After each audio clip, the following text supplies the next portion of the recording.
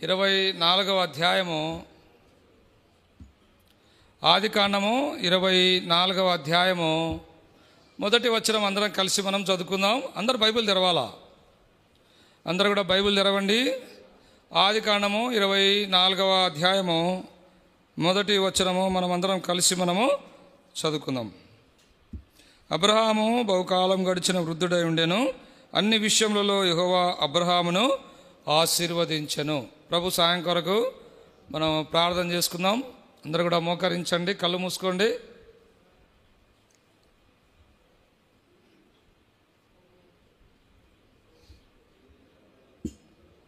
అందరూ మోకరించాలా? కళ్ళు మూసుకోవాలా? అందరూ మోకరించండి, కళ్ళు మూసుకోండి. Close your eyes. ప్రేమ నమ్మకం గల మా పేపర్లో గొప్ప తండ్రి, ఘనమైన శ్రేష్టమైన మీ పాదాలు కొందనాలు. ప్రభు దినంలో, పరిశుద్ధ దినంలో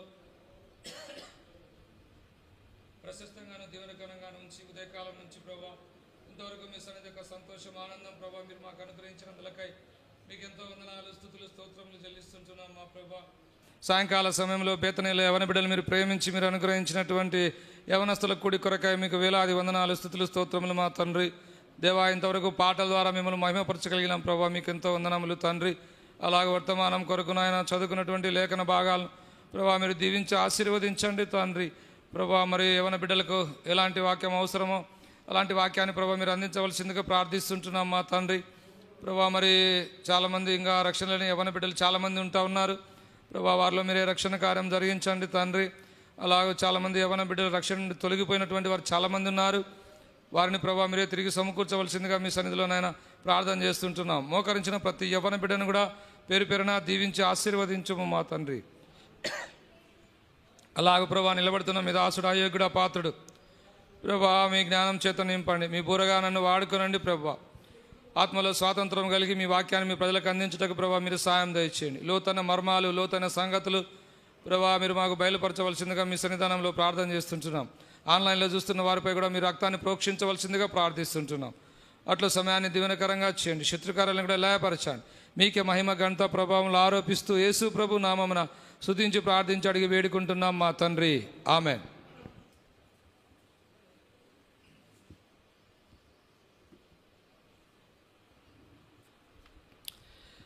యవనస్తులు దేవునికి చాలా ఇష్టం అంట. యవనస్తుల యెడల దేవుని సంకల్పము ఎంతో గొప్పది. యవనస్తులైనటువంటి మీరు ఆశీర్వదింపబడాలని, యవన బిడ్డలైనటువంటి మిమ్మల్ని దేవుడు దీవించాలని, మీ జీవితంలో గొప్ప కార్యాలు జరిగించాలని, ఉన్నతమైనటువంటి స్థానంలోకి మిమ్మల్ని తీసుకొని వెళ్ళాలన్నది మన దేవుని యొక్క నిత్యమైనటువంటి సంకల్పం. అయితే యవన బిడ్డలైనటువంటి మీరు ప్రభువుకు హృదయం ఇవ్వకుండా ఇంకా మీ జీవితాల్లో అలాగ కొనసాగిపోతూ ఉంటే దేవుని యొక్క కోరికను మీరు నెరవేర్చలేరు. అంతేకాదు మీ జీవితంలో కూడా ఉన్నతమైనటువంటి స్థానాలు, ఉన్నతమైనటువంటి చదువులు, ఉన్నతమైనటువంటి ఉద్యోగాలు మీ జీవితంలో మీరు కూడా చూడాలంటే మొదటగా మీ జీవితంలోకి యేసు ప్రభును ఆహ్వానించాలా. మీ హృదయాన్ని తెరవాలా, యేసు ప్రభును హృదయంలోకి ఆహ్వానించాలా. యేసు ప్రభు మీ హృదయంలోకి వచ్చినట్లయితే మీ జీవిత యాత్రలో దేవుడు తోడుగా ఉంటాడు.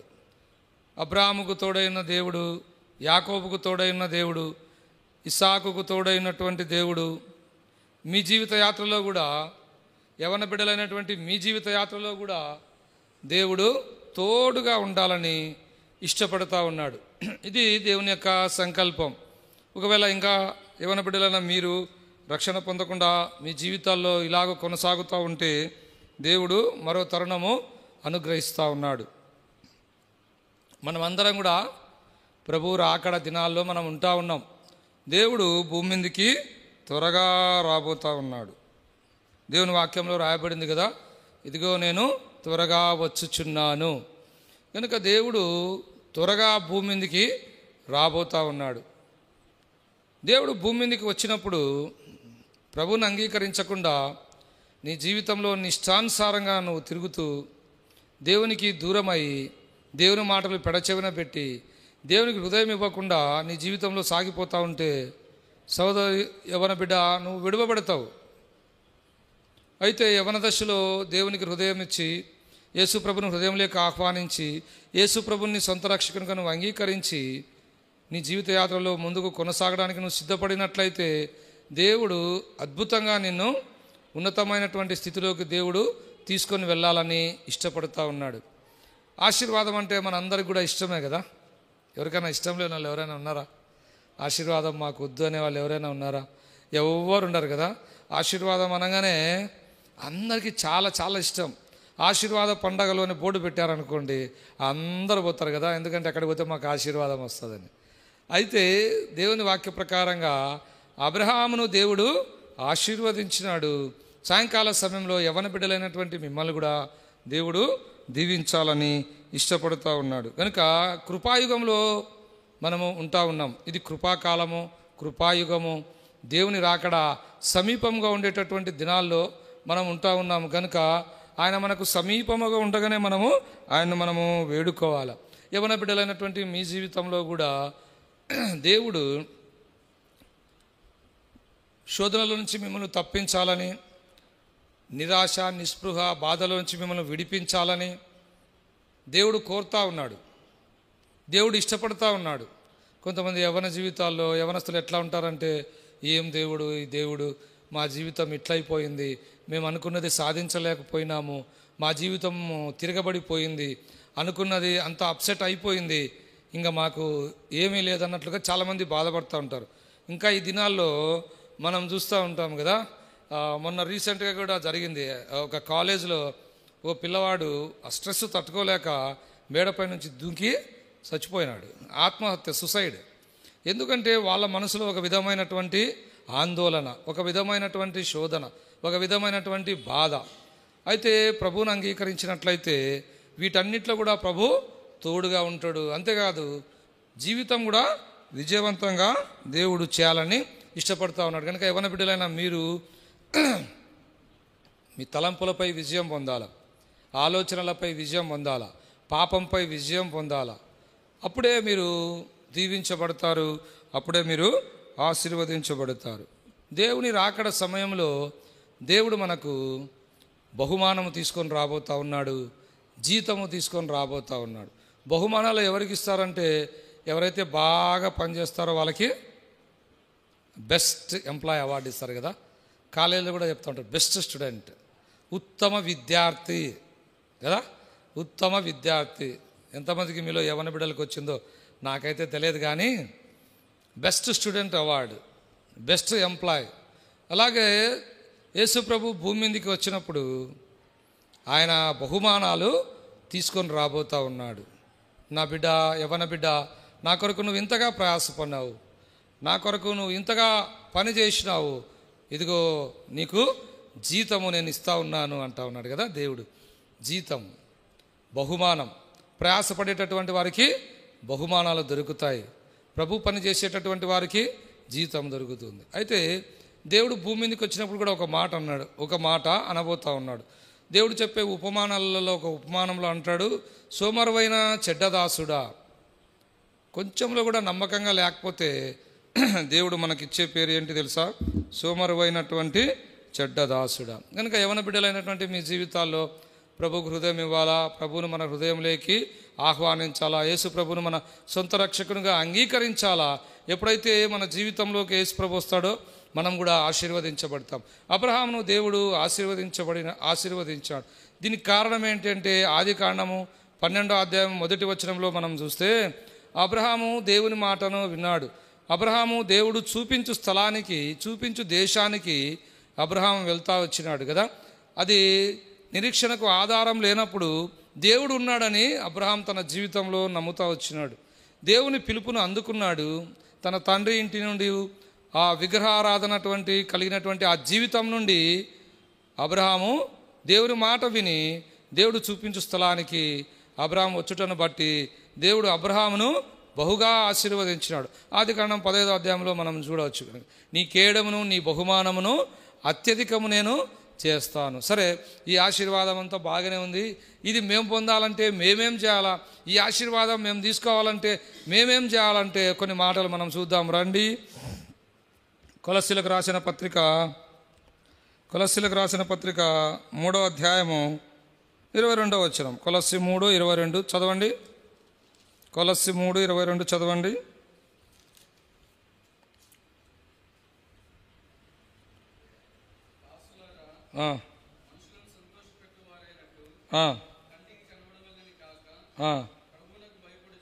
ప్రభువునకు భయపడుచు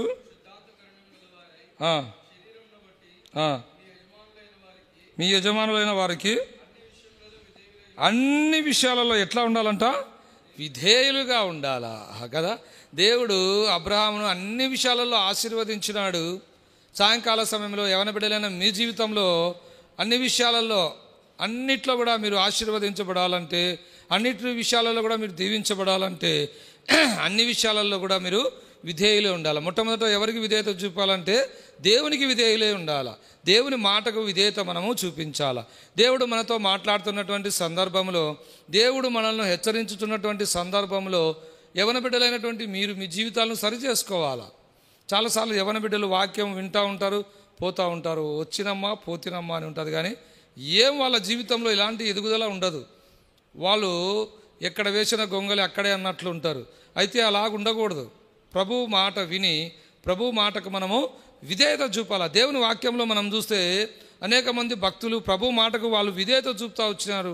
వారి జీవితాల్లో దేవుడు అద్భుతమైనటువంటి దీవెన, అద్భుతమైనటువంటి ఆశీర్వాదం వారి జీవితాల్లో దేవుడు అనుగ్రహిస్తూ వచ్చినాడు. కనుక మీరు కూడా ఏం చేయాలంటే దేవుని మాట మీరు కూడా వినాలి. ఒక మాట చూద్దాం రండి. ఇర్మియా గ్రంథం దయచేసారని చదవండి. ఇర్మియా గ్రంథము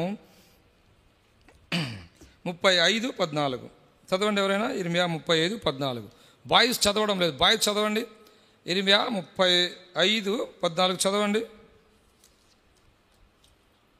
ఇర్మియా 35:14 చదవాలి.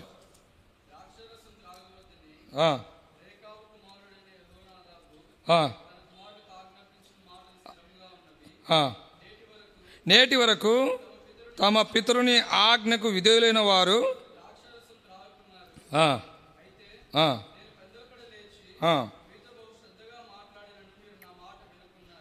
ఇక్కడ మనం చూస్తే తమ పితరుని ఆజ్ఞకు విధేయులై వారు ద్రాక్షారసము త్రాగకున్నారంట. గనక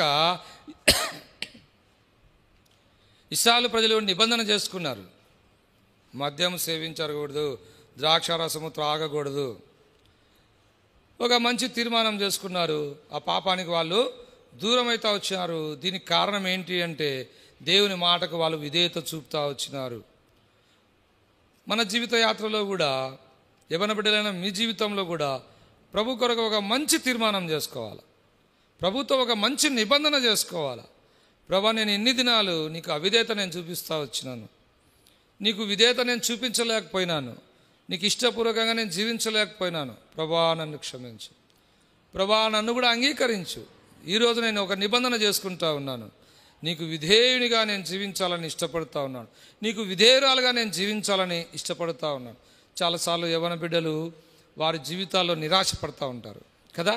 ఏమని నిరాశపడుతూ ఉంటారంటే, మేము ఇంకా అనుకున్నది సాధించలేకపోయినాము, మా జీవితం ఇంతే. బయట అందరూ అంటూ ఉంటారు, ఇంట్లో అందరూ అంటూ ఉంటారు, ఏంది ఇట్లా ఉన్నావే, ఏంది ఇట్లా ఉన్నావే అని అందరూ అంటూ ఉంటారు. అయితే యవన బిడ్డ, యవన సోదరుడా, యవన సహోదరి, దేవునికి విధేయులై ఉంటే నీ జీవితంలో కూడా అత్యున్నతమైనటువంటి స్థానానికి దేవుడు తీసుకుపోవాలని ఇష్టపడుతూ ఉన్నాడు. అవిధేయులైనటువంటి జీవితం కలిగి ఉంటే నీకెంతో నష్టం ఉంది కదా.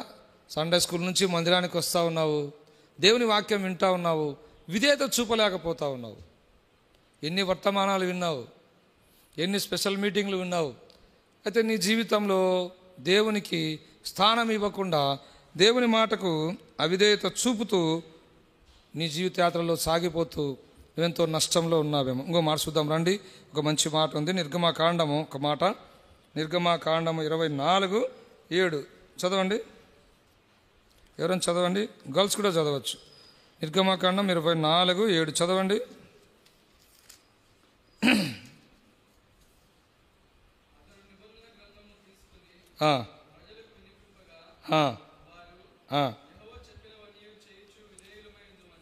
యెహోవా చెప్పినవన్నీ చేయుచు ఏమని తీర్మానం చేసుకుంటా ఉన్నారు వాళ్ళు? విధేయులమై ఉంటామని వాళ్ళు తీర్మానం చేసుకుంటా ఉన్నారు.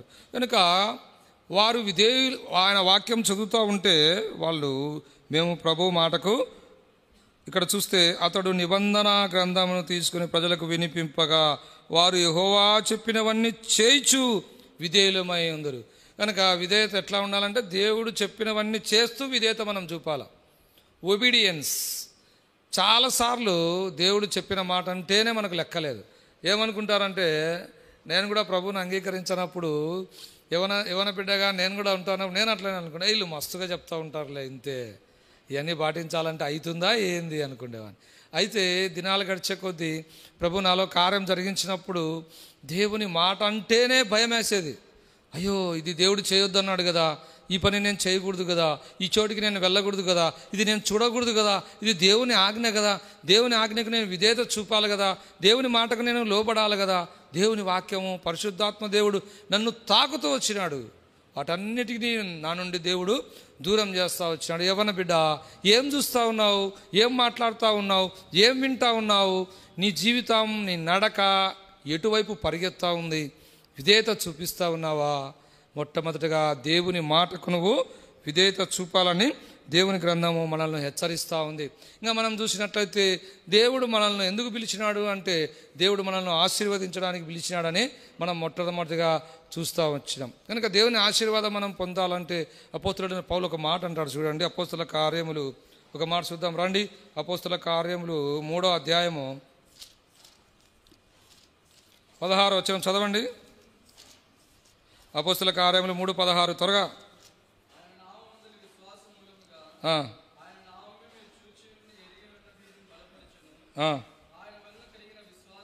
క్షమించండి, 26 3:26. దేవుడు తన సేవకుని పుట్టించి మీలో ప్రతివానిని వాని దుష్టత్వం నుండి మళ్లించుట వలన మిమ్మును ఆశీర్వదించుటకు ఆయన మొదట మీ యొద్దకు పంపానని చెప్పాను. కనుక ఇప్పుడు చెప్పండి, దేవుని యొక్క ఆశీర్వాదం మనం పొందాలంటే దుష్టత్వము నుంచి మనము మళ్లింపబడాలా. అనేకమైనటువంటి దుష్ట కార్యాలు ఈ లోకంలో మనం చూస్తూ ఉంటాం కదా. దేవుని వాక్యం చెప్తోంది, ఈ లోకంలో ఉన్నదంతా కూడా నేత్రాశ, శరీరాశ, జీవపు డంబం. అయితే వీటన్నిటిపై కూడా యవన బిడ్డలైనటువంటి మీరు వీటన్నిటిని అధిగమించాలా. వీటికి ఏమాత్రం కూడా లొంగిపోకూడదు. ఈ లోకము మనిషిని భలే ఆకర్షిస్తుంది. ఇంకొకటి, ఈ లోకంలో ఉన్నవి చాలా చాలా అందంగా కనపడతాయి, చాలా స్వీట్గా ఉంటాయి కదా. షుగర్ పేషెంట్లకు ఏమంటే ఇష్టం తెలుసా? కరెక్ట్, షుగర్ పేషెంట్లకు స్వీట్ అంటే చాలా ఇష్టం అంట. ఎందుకు? అది తినకూడదంటే అదే తినాలనిపిస్తుంది. యవనస్తులు కూడా అంతే, అది చూడొద్దు అంటే ఎందుకు చూడొద్దు అన్నాడు, ఏముందో దాంట్లో, అది చూస్తే కానీ నెమ్మది ఉండదు. సరే చూసి ఏమైనా ఆగిపోతావా? అది కంటిన్యూషన్, అబ్బో భలే ఉంది భలే ఉంది భలే ఉంది. పాపము లాగుతుంది, పాపము లాగుతుంది. పాపానికి గేట్లు ఉన్నాయి తెలుసా? ఏంటివి? పాపానికి మెయిన్ గేట్స్ అంటే తెలుసా? మన కళ్ళు. ఫస్ట్ మనం చూస్తాము, తర్వాత మనం దాన్ని ఆశిస్తాం, అది కావాలని కోరుకుంటాం, తర్వాత దాని గురించి మనం ఆలోచన చేస్తాం. స్టెప్ బై స్టెప్ ఒక్కొక్కటి పాపానికి ఈడ్చుకొని పోతుంది, పాపానికి ఇగ్గుకొని పోతుంది. మనము గమనించం, చూస్తే తప్పేముంది. ఒక ఆయన ఒక ప్రశ్న అడుగుతూ వచ్చాడు, ఒక యవనస్తులు ఏమని అడుగుతూ వచ్చినాడంటే, ఏంది అంకుల్, దేవుడు సమస్తాన్ని సృష్టించినాడు, అన్నీ చూడమన్నాడు కదా, అన్నీ అనుభవించమన్నాడు కదా, మీరేంది ఇది చూడొద్దంటారే అంటే, అప్పుడు నేను చెప్తా వచ్చిన, నోరుందని అన్నీ తింటామా బాబు? జీడిపప్పు బాగా తింటాం కదా, జీడిపప్పు ఎవరు సృష్టించింది? దేవుడు. మరి గన్నేరు పప్పు తినవెందుకు? ఎందుకు? గన్నేరు పప్పును కూడా దేవుడే సృష్టించినాడు కదా. జీడిపప్పు తింటే బలం వస్తుంది, గన్నేరు పప్పు తింటే పైకి పోతావు కదా. అందుకని గన్నేరు పప్పు అబ్బాబా వద్దు వద్దు వద్దు కదా. చాలాసార్లు యవనస్తులు ఇది గ్రహించకుండా ఘోరాతి ఘోరమైన పరిస్థితుల్లో పడిపోయిన వాళ్ళు చాలామంది ఉన్నారు. ఉదాహరణకు దేవుని వాక్యంలో సంసోను ఉన్నాడు. సంసోన్ ఒక మంచి ఉద్దేశంతో దేవుడు సంసోను భూమి మీదకి తీసుకొని వచ్చినాడు, ఒక ప్రత్యేకమైనటువంటి ఉద్దేశంతో. అంతేకాదు, ఆ సంసోను యవనస్తుడిగా ఉండే దినాల్లో ఎంత బలవంతుడు అంటే ఫిలిస్తీన్ల సర్దారులు వణికిపోయేవాళ్ళంట. శాంసోన్ అంటే ఫిలిస్తీన్ల సర్దారులకు వణుకు పుట్టేదంట. గాడిద దవడ ఎముకతో 1000 మందిని చంపినాడు. ఎంతమందిని? 1000 మందిని. ఎముక ఎంత ఉంటుందో అంత ఉంటుంది కదా. 1000 మందిని ఎట్లా చంపినాడో మనకైతే తెలియదు. 2 నక్కల తోకలకు దివిటీలు కట్టి ఫిలిస్తీన్ల సర్దారు పొలాలే వదిలితే కొన్ని వేల ఎకరాల పంట అంతా కూడా నాశనం అయిపోతూ వచ్చింది. ఒక నక్కను పట్టుకోలేం మనం. ఎంత బలవంతుడు కదా. అయితే సాంసోనుకు తెలుసు, దేవుడు నన్ను ఒక ఉద్దేశంతో తీసుకొని వచ్చినాడు అని తాను గ్రహించినాడు. కానీ దేవుని ఉద్దేశాన్ని తాను నెరవేర్చలేకపోయినాడు. దేవుని చిత్త ప్రకారంగా తాను జీవించలేకపోయినాడు. దేవుని యొక్క కోరికను, దేవుని యొక్క ప్రత్యేకమైనటువంటి ఉద్దేశాన్ని సాంసోన్ తన జీవితంలో నెరవేర్చలేకపోయినాడు. దానికి కారణం, ఒకే ఒక కారణం, నేత్రాశ. అది పాపమని దేవుని వాక్యం చెప్తా ఉంది. దేవుడిచ్చిన 10 ఆజ్ఞలలో వ్యభిచరించవద్దు అని ఆజ్ఞ ఉంది, తెలుసు. కానీ దాన్ని చేయడానికి ఇష్టపడతా వచ్చినాడు. దేవుని వాక్యంలో ఒక మాట ఉంది, ఒక స్త్రీని మోహపు చూపుతో చూచినప్పుడే నీ హృదయంలో నువ్వు పాపం చేసినట్లు. కనుక చూడ్డమే తప్పైతే చూసినాడు, దాన్ని కోరుకున్నాడు, ఎలాగైనా తాను కోరికను తీర్చుకోవాలనుకున్నాడు. దేవుని మాటను పక్కన పెట్టాడు, దేవుని మాటకు అవిధేయత చూపినాడు, దేవుని మాటకు లోబడలేకపోయినాడు, దేవుని ఉద్దేశాన్ని నెరవేర్చలేకపోయినాడు. ఆ విధంగా పాపానికి దాసుడైపోయినాడు, పాపానికి లోనైపోయినాడు. ఎంత ఘోరాతి ఘోరమైనటువంటి స్థితి తన జీవితంలో వచ్చింది. యవ్వన బిడ్డ, అలాంటి స్థితి నువ్వు రాకుండా ఉండాలనేది దేవుని యొక్క సంకల్పం. ఈ దినాల్లో దేవుడు వాక్యం ఇచ్చినాడు, ప్రత్యేకమైనటువంటి వర్తమానాలు ఇచ్చినాడు, మంచి పాటలు ఇచ్చినాడు, మంచి వాక్యం ఇచ్చినాడు, మంచి సహవాసం ఇచ్చినాడు, మంచి మందిరం ఇచ్చినాడు. ఇవన్నీ ఎందుకో తెలుసా? నువ్వు ఒక మొక్క అయితే నువ్వు ఎదగడానికి వీటిని నువ్వు ఉపయోగించుకోవాలి. వీటిని నువ్వు ఆస్వాదిస్తూ, వీటిని నువ్వు అనుభవిస్తూ చక్కగా నువ్వు ఎదిగి అనేకులకు ఆశీర్వాదకరంగా ఉండాలి, అనేకులకు దీవెనకరంగా ఉండాలి. అందుకే దేవుని వాక్యంలో ఒక మాట ఉంది కదా, అబ్రహామును దేవుడు ఏమంటా ఉన్నాడు? నిన్ను ఆశీర్వదించు వారిని నేను ఆశీర్వదిస్తాను. అబ్రహాము అనేకులకు ఆశీర్వాదానికి సూచనగా ఉన్నాడు. బహుశా దేవుని వాక్యంలో అబ్రహాం లాంటి ధనవంతుడు బహుశా ఎవరూ లేరేమో. అంతగా దేవుడు అబ్రహామును ఆశీర్వదించినాడు కదా. అలాగా మన జీవిత యాత్రలో కూడా యవ్వన బిడ్డలైన మిమ్మల్ని కూడా దేవుడు దీవించాలని ఇష్టపడతా ఉన్నాడు. తర్వాత మనం చూస్తే ఇస్సాకును దేవుడు ఆశీర్వదించినాడంట కదా. చూద్దాం ఆ మాట.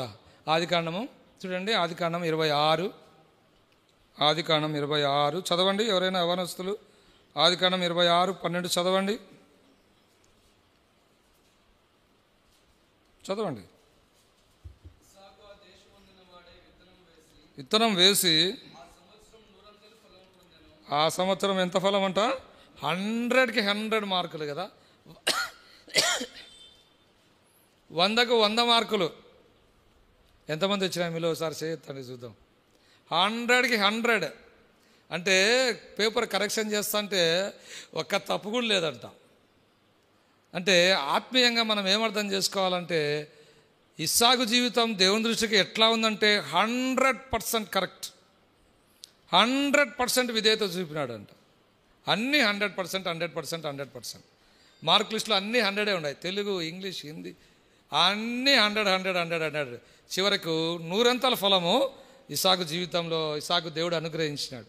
యవ్వన బిడ్డ, ఎట్లా ఉంది నీ జీవితం? ఫలభరితంగా ఉందా?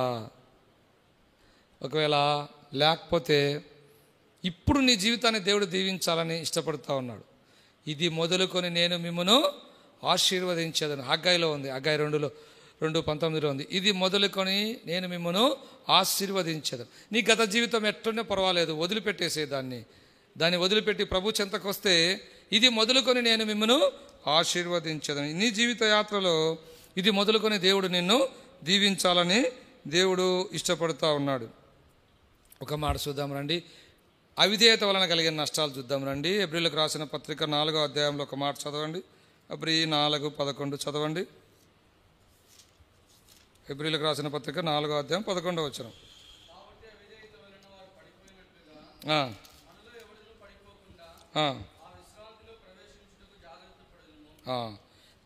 ఇక్కడ అవిధేయత వలన వాళ్ళు పడిపోయినటువంటి స్థితి, అవిధేయత వలన వాళ్ళు దిగజారిపోయినటువంటి స్థితి.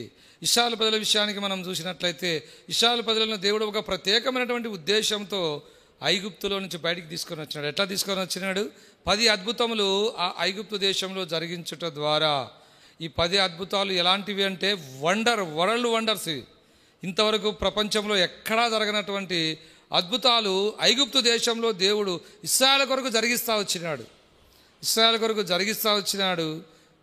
ఐగుప్తు నుంచి ఇశ్రాయేలు ప్రజలను ప్రత్యేకమైనటువంటి ఉద్దేశంతో బయటికి దేవుడు వాళ్ళను తీసుకొని వచ్చినాడు. ఎర్ర సముద్రం ఎదురైంది. ఎర్ర సముద్రము ముందు సముద్రం ఉంది, వెనక శత్రువులు ఉన్నారు. వెనక శత్రువులు తరుముతూ ఉన్నారు, ముందు సముద్రం ఉంది, మధ్యలో ఇశ్రాయేలు ప్రజలు ఉన్నారు. జాగ్రత్తగా వినండి. యవన బిడ్డలైన మీ జీవితాల్లో కూడా ఇలాంటి పరిస్థితి చాలాసార్లు వచ్చి ఉంటుంది కదా. ముందుకు పోదామంటే ఒక అనానుకూలమైన పరిస్థితి, వెనక్కి పోదాము అంటే అది ఇంకొక అనానుకూలమైనటువంటి పరిస్థితి. ముందుకు పోక వెనక పోక మధ్యలో నిలబడి అల్లాడిపోయే యవనస్తులను దినాల్లో చాలామందిని మనం చూస్తూ ఉంటాం కదా. చాలామంది వారు మొదటగా రక్షింపబడిన దినాల్లో ఒక మంచి తీర్మానంతో వాళ్ళు ఉంటారు, ప్రభు కొరకు ఇట్లా జీవించాలా. అయితే రాను క్రమక్రమంగా వాళ్ళని చూసి వీళ్ళని చూసి బాగా ఒక తీర్మానం చేసుకునే యవన బిడ్డలు కూడా తీర్మానం నుంచి పక్కకు వచ్చే వాళ్ళుగా ఉంటూ ఉన్నారు. ఇంతే కదా, ఏమవుతుందిలే, వాళ్ళే చేయడం లేదు, వాళ్ళే చూడడం లేదు, వాళ్ళే మాట్లాడడం లేదు, నేనుంటే ఏమవుతుందిలే. ఇట్లా మనం గమనించితే చాలా నష్టాలు దేవుని వాక్యంలో మనము చూడొచ్చు. దేవుని మాట వినకుండా, దేవుని మాటకు అవిధేయత చూపి, దేవుని వాక్యంలో రాయబడింది కీర్తనల గ్రంథంలో, వారి యొక్క అవిధేయతను బట్టి వారు అరణ్యంలో రాలిపోయిరి అనే మాట రాయబడింది. గొప్ప ఉద్దేశంతో వాళ్ళు పిలువబడినారు, ఒక గొప్ప ఏర్పాటుతో వాళ్ళు పిలువబడినారు.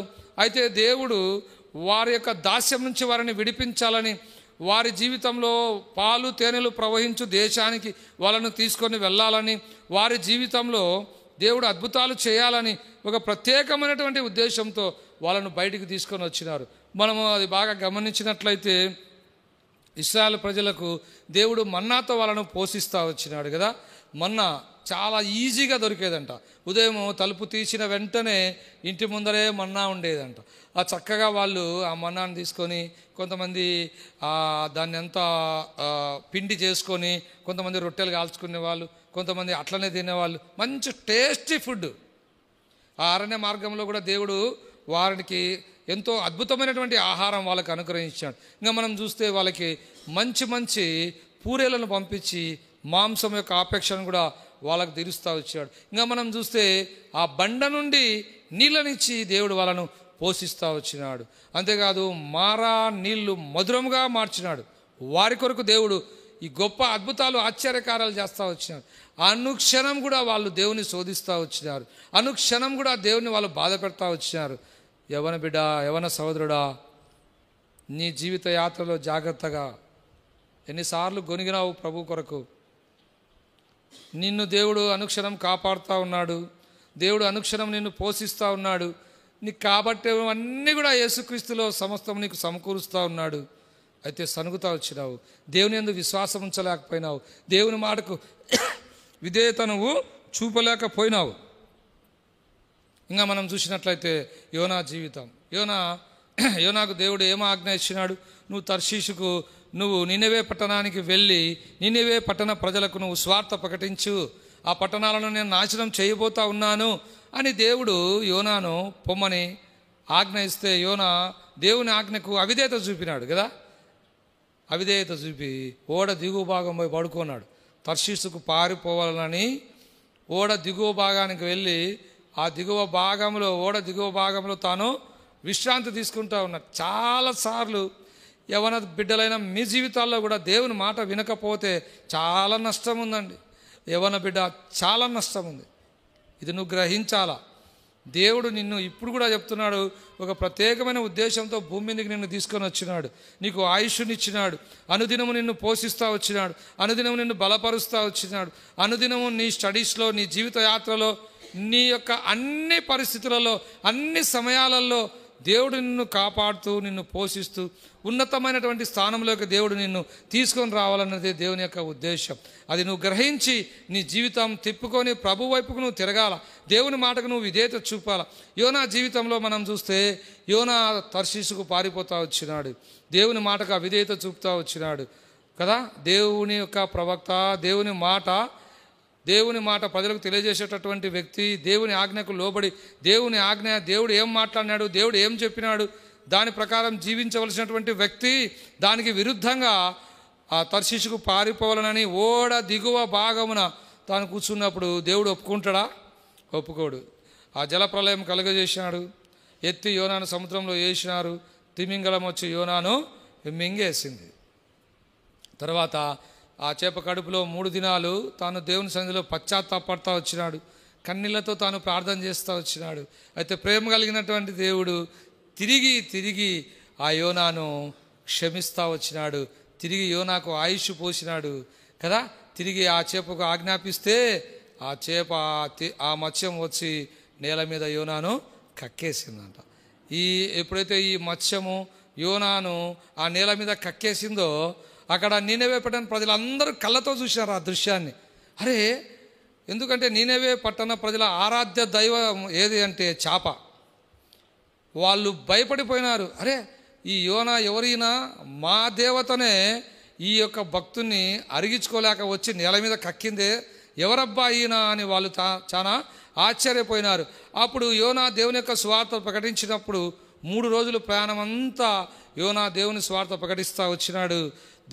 ఆ యొక్క ప్రజలు రాజు మొదలుకొని ఆ కూలివాని వరకు పశుపక్షాదులు కూడా అన్నీ కూడా ఉపవాసముతో గోనెపట్ట కట్టుకొని ఆ యొక్క బూడిద పోసుకొని కన్నీళ్లతో వాళ్ళు ప్రార్థన చేసినప్పుడు దేవుడు ఏం చేశాడు? నీనెవే పట్టణాన్ని కాపాడుతూ వచ్చినాడు.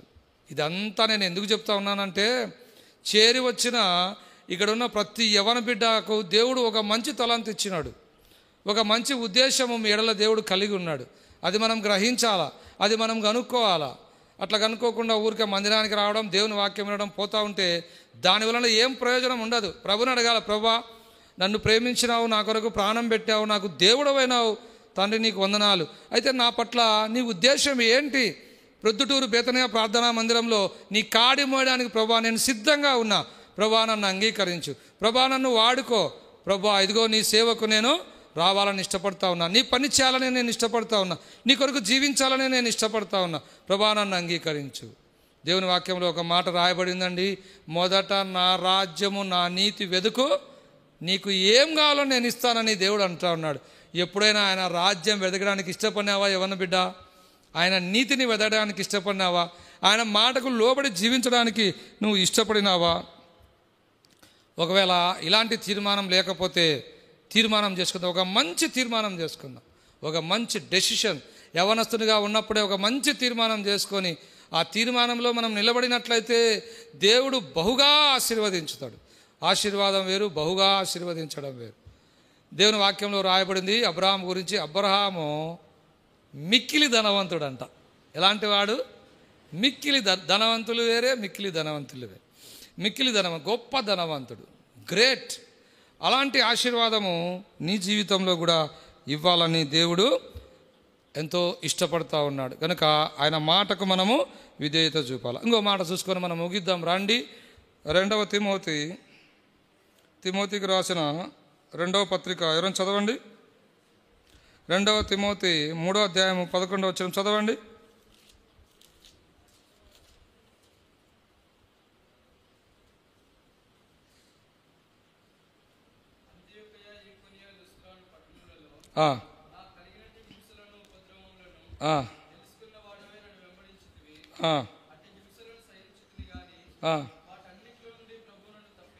వాటన్నిటిలో నుంచి ప్రభు నన్ను తప్పించను. 1 తిమోతి 3:11 చదవండి. అటువలనే పరిచర్య చేయి స్త్రీలను మాన్యులై, కొండములు చెప్పని వారును, మితానుభవం గల వారును, అన్ని విషయాలలో నమ్మకమైన వారునై ఉండవలను. ఇక్కడ స్త్రీ పురుషులు అందరి గురించి కూడా దేవుడు మాట్లాడుతూ ఉన్నాడు. ఎట్లా ఉండాలంట? మితానుభవము గలవారును, అన్ని విషయాలలో కూడా ఎట్లా ఉండాలంట? అన్ని విషయాలలో కూడా వాళ్ళు నమ్మకంగా ఉన్నారు. నువ్వు నమ్మకంగా ఉన్నావా? ప్రభువు నమ్మదగినటువంటి వాడు. మన జీవితంలో ఎంతైనా నమ్మదగినటువంటి దేవుడు, ఎంతైనా నమ్మదగినటువంటి దేవుడు.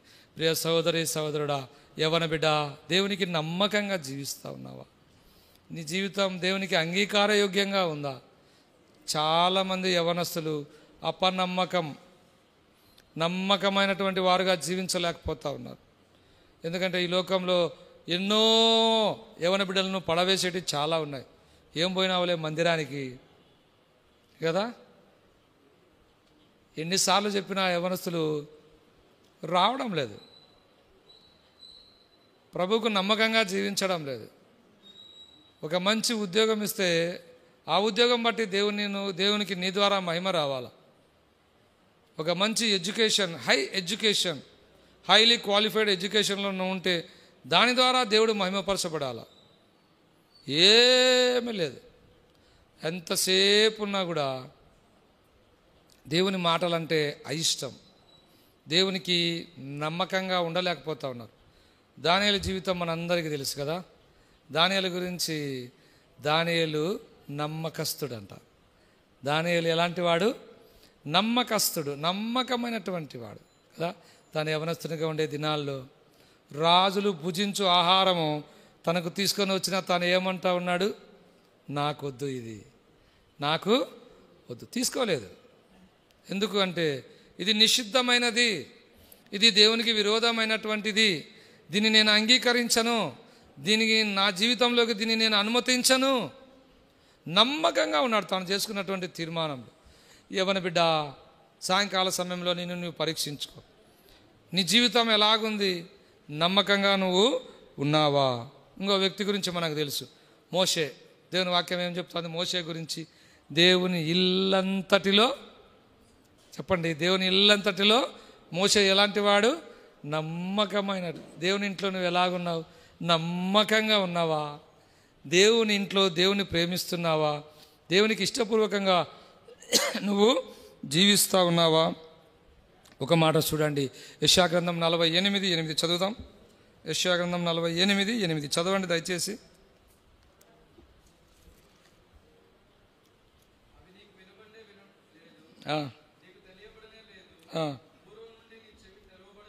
పూర్వం నుండి నీ చెవి తెరవబడనే లేదు, నీవు అపనమ్మకస్తుడవై నీ తల్లి గర్భమున పుట్టినది మొదలుకొని తిరుగుబాటు. ఇక్కడ మనం చూస్తే పూర్వము నుండి నీ చెవి తెరవబడలేదంట. అంటే ఎంతకాలం అయిందో చెవులు మూసుకొని పోయినాయి కదా. ఒరే చెవిటోడా అంటారు కదా, ఒరే చెవిటోడా. లోకంలో ఏమంటారంటే చెవు దగ్గర పోయి శంఖం ఊదితే కూడా వినపడుతుంది కదా. వినపడదు వాడికి, ఎందుకంటే వాడు చెవిటివాడు. యవనస్తులు ఆ విధంగా ఉండకూడదు. దేవుని మాట వినడానికి వేగిరపడాలా. ఈరోజు యవనస్తుల కూడిక, దేవుడు నాతో ఏం మాట్లాడతాడు, దేవుడు నాకు ఏం నేర్పించబోతా ఉన్నాడు, ఈ యవనస్తుల కూడిక ద్వారా నేను ఏం నేర్చుకోవాలా, ఏ విధంగా నా జీవితాన్ని మలుచుకోవాలా, ఏ విధంగా నా జీవితాన్ని ప్రభుకు ఇష్టపూర్వకంగా నేను జీవించాలా. ఎప్పుడైనా ఆలోచన చేసినావా యవన బిడ్డ? ఎప్పుడైనా ఆలోచన చేసినావా? నమ్మకంగా జీవించలేకపోతా ఉన్నావు. తీర్మానం చేసుకుంటా ఉన్నావు, పడిపోతూ ఉన్నావు. తీర్మానం చేసుకుంటా ఉన్నావు, పడిపోతూ ఉన్నావు కదా. ఎప్పుడైనా మనసులో బాధ కలిగినప్పుడు, అబ్బా నేను ఇట్లా ఉండకూడదు, ఒక మంచి తీర్మానం చేసుకోవాలి. కొద్ది రోజుల తర్వాత మామూలే ఇవన్నీ అని చెప్పి మళ్ళీ తన పాత జీవితం. అందుకే దేవుని వాక్యంలో రాయబడింది, కుక్క తన వాంతికి ఎట్లా తింటుందో మనం కూడా మన జీవితంలో తిరిగి ఆ విధమైనటువంటి పాపం చేస్తూ, ఆ విధమైనటువంటి పాప జీవితంలో కొనసాగుతూ మనం ఎంతో నష్టం. కనుక అపనమ్మకస్తులుగా ఉండకూడదు. అన్ని విషయాలలో మొట్టమొదటిగా మనం చూస్తూ వచ్చినాము, అన్ని విషయాలలో మనము విధేయులుగా మనం జీవించాలా. అన్ని విషయాలలో కూడా మనము దేవునికి నమ్మకంగా జీవించాలి. ఇంకో మాట చూద్దాం రండి. కొలస్సీలకు రాసిన పత్రిక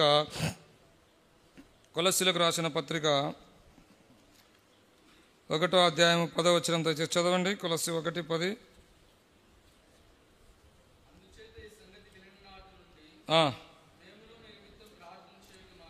ప్రార్థన చేయటం మానక మీరు సంపూర్ణ జ్ఞానమును ఆత్మ సంబంధమైన వివేకము గలవారును ఆయన చిత్తమును పూర్ణముగా గ్రహించిన వారునై ప్రతి సత్కార్యములో సఫలులగుచు దేవుని విషయమైన జ్ఞానమందు అభివృద్ధి పొందుచు అన్ని విషయాలలో ప్రభును సంతోషపెట్టునట్లు ఆయనకు తగినట్లుగా నడుచుకునవలెను.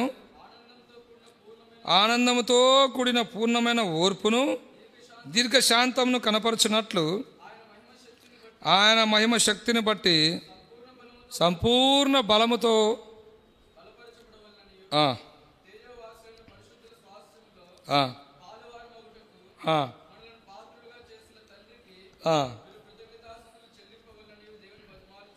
ఇక్కడ మనం చూసినట్లయితే అన్ని విషయాలలో ప్రభువును సంతోషపెట్టునట్లు. ఏమన్నా బిడ్డ, నీ జీవితం ద్వారా ప్రభువు సంతోషిస్తూ ఉన్నాడా? నీ యొక్క పనుల ద్వారా, నీ యొక్క పరిచర్య ద్వారా, నీ యొక్క జీవితం ద్వారా దేవునికి మహిమ కలుగుతూ ఉందా? దేవుడు మానవుని ఎందుకు సృష్టించినాడు తెలుసా?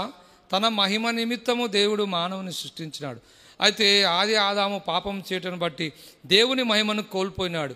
అయితే ఆదాములో కోల్పోయినటువంటి ఈ మహిమను మనకు తిరిగిచ్చుటకు యేసుక్రీస్తు ప్రభుగా ఆయన భూమి మీదకి ఆయన అవతరించినాడు.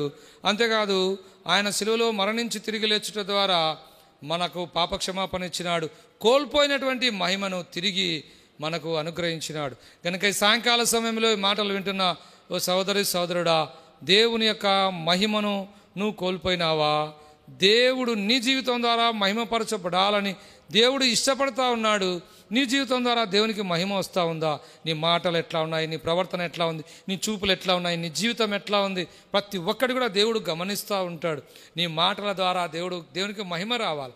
నీ జీవితం యొక్క విధానం ద్వారా దేవునికి మహిమ రావాలి. ఒక పుస్తకంలో నేను చదువుతూ వచ్చినాను, మదర్ తెరీసా జీవితం ఎంతమందికి ఆదర్శప్రాయమైంది. ఎందుకు మదర్ తెరీసా అంత గొప్పగా మానవులకు సేవ చేయగలిగింది, అంత గొప్పగా ప్రేమ చూపగలిగింది? దానికి కారణం ఏంటి తెలుసా? ప్రభుని అంగీకరించిందండి. ప్రభుని అంగీకరించి ప్రభు హృదయం ఇచ్చింది. ప్రభు తన హృదయంలోకి వచ్చినాడు. ప్రభు తనను ఏ విధంగా ప్రేమించినాడో తను గుర్తించగలిగింది. తన జీవితం ద్వారా ప్రభు ప్రేమను కోట్ల ప్రజలకు వెల్లడిపరిచింది. ఆమె జీవితం ద్వారా కోట్ల ప్రజలకు. చాలాసార్లు ఏమనుకుంటామంటే, నాకెందుకులేనా? చాలాసార్లు యవనస్తులు వెనకబడి ఉంటారు. ఆరాధన చేయమంటే వెనకబడతారు, వాక్యం చదవమంటే వెనకబడతారు, సువార్తకు రమ్మంటే వెనకబడతారు, సంఘ ప్రార్థనకు రమ్మంటే రాలేరు. ఎట్లా దేవుడు నీ జీవితంలో ఆశీర్వదిస్తాడు? ఎట్లా నీ జీవితంలో దేవుని యొక్క ఆశీర్వాదం నువ్వు చూడగలవు? దేవుని మాటకు అవిధేయత. దేవునికి ఇష్టపూర్వకంగా నీ జీవితం లేదేమో పరీక్షించుకో. నువ్వు ప్రార్థన చేస్తూ ఉన్నా, నువ్వు కష్టపడతా ఉన్నా, నువ్వు ఎంత ప్రభువుకు సమీపంగా వస్తూ ఉన్నా కూడా నీ జీవితంలో ఆ యొక్క కోరిక నెరవేరడం లేదు అంటే దానికి కారణం నువ్వు గ్రహించగలగాల. ఏంటి అదంటే, నీ జీవితం దేవునికి ఇష్టపూర్వకంగా లేదేమో పరీక్షించుకోవాలా. నీ మాటలు దేవునికి ఇష్టపూర్వకంగా లేవేమో పరీక్షించుకోవాలా. నీ హృదయము, నీ ఆలోచనలు, నీ పద్ధతి, నీ నడవడిక, నీ క్రియలు అంతా కూడా దేవునికి ఇష్టపూర్వకంగా లేదేమో. ఏమన్నా బిడ్డ, పరీక్షించుకో, పరిశీలించుకో. దేవునికి అన్ని విషయాలలో నువ్వు నమ్మకంగా ఉండాలా. ఆదికాండం 24 మొదటి వచనంలో మనం చూస్తూ వచ్చినాము, అబ్రహామును దేవుడు అన్ని విషయాలలో కూడా దేవుడు అబ్రహామును ఆశీర్వదించినాడు. ఎందుకు అబ్రహామును ఆశీర్వదించినాడు? నీ జీవితంలో నువ్వు కూడా అబ్రహాం వలె ఆశీర్వదించబడాలంటే అన్ని విషయాలలో నువ్వు ఎట్లా ఉండాలా? ఫస్ట్ వన్ చెప్పండి. అన్ని విషయాలలో చెప్పండి. విధేయులుగా ఉండాలా. The first one obedience. యవ్వన బిడ్డలైన మీరు అన్ని విషయాలలో విధేయులుగా ఉండాలి. రెండోదిగా మనం చూస్తూ వచ్చినాము, అన్ని విషయాలలో ఎట్లా ఉండాలంట? చెప్పండి.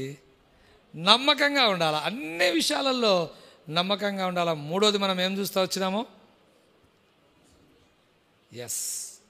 ప్రభువును సంతోషపెట్టు వారంగా ఉండాలి. ప్రభువుకు ఇష్టపూర్వకమైనటువంటి జీవితం జీవించాలి కదా. యేసుక్రీస్తు ప్రభుల వారు ఆ బాప్తిసం తీసుకున్న వెంటనే పరలోకం నుండి ఒక శబ్దం వచ్చింది. ఏంది?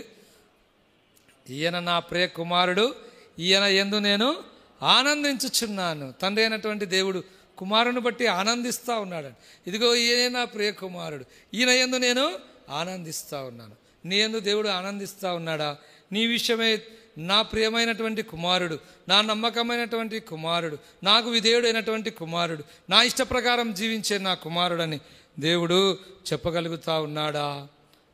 నేను ఇంకా త్వరగా ముగిస్తా, టైం అవుతుంది.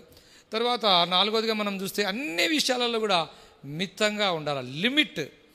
యవన బిడ్డలు లిమిట్ క్రాస్ కాకూడదు. లిమిట్ ఉంటుంది దేనికని, కానీ ఒక లిమిట్ ఉంటుంది. ఆ లిమిట్లోనే, ఆ పరిధిలోనే యవన బిడ్డలు మీ జీవితంలో సాగిపోతూ ఉండాలి. ఆ లిమిట్ ఎప్పుడైతే మీరు క్రాస్ అవుతారో దేవుడు మీ జీవితంలో గొప్ప కార్యాలు చేయలేడు. మీ జీవితంలో దేవుడు అద్భుతం చేయలేడు. ఉదాహరణకు మనం అర్థమయ్యేదానికి చెప్తాను. పరుగు పందెంలో పోరాడే వాళ్ళు ఎట్లా ఉంటారో తెలుసా? వారి గార్మెంట్స్ అంటే వారి వస్త్రాలు ఎలా ఉంటాయి చెప్పండి? వెయిట్లెస్, అంటే మితంగా ఉంటాయి. వారు సూట్ వేసుకొని పరిగెత్తారా? సూట్ వేసుకుంటే పరిగెత్తలేరు కదా. వెయిట్లెస్ టీషర్ట్ ఉంటుంది కదా. ఇంకా వాళ్ళ షూ వెయిట్లెస్, వాళ్ళ షూ వెయిట్లెస్. అన్నిటికంటే ముఖ్యంగా వాళ్ళ బాడీ ఎట్లా ఉంటుంది? స్టిఫ్గా ఉంటుంది, వెయిట్లెస్. బాగా లావుంటే పరిగెత్తరా? పరిగెత్తలేరు. ఇంకొకటి, రేపు పరుగు పందెం అంటే ఈరోజు వాళ్ళు రాత్రి భోంచేయరంట. ఏం చేయరు వాళ్ళు? వాళ్ళు ఒక స్పెషల్ ఫుడ్ తీసుకుంటారు. బాగా ఇంత భోంచేసే పొద్దున పరిగెత్తలేరు కదా. లిమిటెడ్. ఇవన్నీ పాటించితే వారికి వచ్చేది ఏంది? పరుగు పందెంలో వాళ్ళు బాగా పరిగెత్తారు. They are winners. వాళ్ళు విజయం పొందుతారు. ఈ లోక యాత్రలో ఎవరి బిడ్డలైనా మీ జీవితంలో కూడా అన్ని విషయాలలో కూడా మితంగా ఉండాలి. దేవుని వాక్యంలో ఒక మాట ఉంది, వినుటకు ఏం కావాలంట? వేగిరపడాలా. మాట్లాడుటకు చెప్పండి నిదానించాలి కదా. మాట్లాడే సమయంలో మాట్లాడాలా. అయితే దేవుని వాక్యం వినుటకు వేగిరపడే వారంగా మనం ఉండాలి. అప్పుడే నీ జీవితంలో కూడా అన్ని విషయాలలో కూడా నీవు ఆశీర్వదించబడతావు. అబ్రహామును ఆశీర్వదించిన దేవుడు, ఇస్సాకును ఆశీర్వదించిన దేవుడు, యాకోబును ఆశీర్వదించిన దేవుడు, యవన బిడ్డ నిన్ను కూడా దేవుడు దీవిస్తాడు. నిన్ను కూడా అన్ని విషయాలలో దేవుడు ఆశీర్వదిస్తాడు. కనుక చివరిగా మనము ముగిద్దాం. అన్ని విషయాలలో ఆశీర్వదింపబడాలంటే మొట్టమొదటిగా అన్ని విషయాలలో మనము చెప్పండి విధేయులమై ఉండాలి. అన్ని విషయాలలో. రెండోదిగా అన్ని విషయాలలో మనము నమ్మకంగా ఉండాలి. మూడోదిగా అన్ని విషయాలలో మనము ప్రభువును సంతోషపెట్టే వారంగా ఉండాలి, ప్రభువుకు ఇష్టపూర్వకంగా ఉండాలి. నాలుగోదిగా చివరిగా మనం చూస్తూ వచ్చినాము, అన్ని విషయాలలో మనం ఎట్లా ఉండాలంట? మితంగా ఉండాలా. అప్పుడే దేవుడు మనల్ని దీవిస్తాడు, అప్పుడే దేవుడు మనల్ని ఆశీర్వదిస్తాడు. ఇలాంటి ఆశీర్వాదం యవన బిడ్డలైన మీ జీవితాల్లో దేవుడు దయచేయునుగాక. అందరూ కూడా మోకరించండి. అందరూ కూడా మోకరించాలి. మోకరిస్తే ఏం జరుగుతుంది చెప్పండి? మోకరించి కళ్ళు మూసుకుంటే ఏం జరుగుతుంది? ఎస్, హృదయము తెరవబడుతుంది. కళ్ళు తెరిస్తే హృదయం మూయబడుతుంది. కనుక మనం ఏం చేయాలా? కళ్ళు మూసుకోవాలి. Close your eyes. అందరు కూడా మోకరించండి, కళ్ళు మూసుకోండి, మనసులో ప్రార్థన చేసుకోండి. ఏం చేతి చూపని అవసరం లేదు, కానీ మనసులో ప్రార్థన చేసుకోండి. ప్రభువా, అబ్రహాముకు ఇచ్చిన ఆశీర్వాదం నాకు కూడా కావాలి ప్రభువా. చాలాసార్లు అన్ని విషయాలలో నేను విధేయత చూపలేకపోయినా తండ్రి నన్ను క్షమించు. అన్ని విషయాలలో నమ్మకంగా జీవించలేకపోయినా ప్రభువా నన్ను క్షమించు. అన్ని విషయాలలో నేను మీకు ఇష్టపూర్వకంగా నేను జీవించలేకపోయినా ప్రభువా నన్ను క్షమించు. అన్ని విషయాలలో మితంగా నేను ఉండలేకపోయినా ప్రభువా నన్ను క్షమించు. మనసులో ప్రార్థన చేసుకోండి. ఒక్క నిమిషము సమయం ఇవ్వబడుతుంది. మౌనంగా ఎవరికి వాళ్ళు దేవుని సన్నిధిలో అడగండి. ఇది ఒక మంచి తరుణము, ఇది ఒక మంచి అవకాశము దేవుడు మీకు ఇస్తూ ఉన్నాడు. పోగొట్టుకోవద్దు. ఈ అవకాశాన్ని వినియోగించుకోనండి.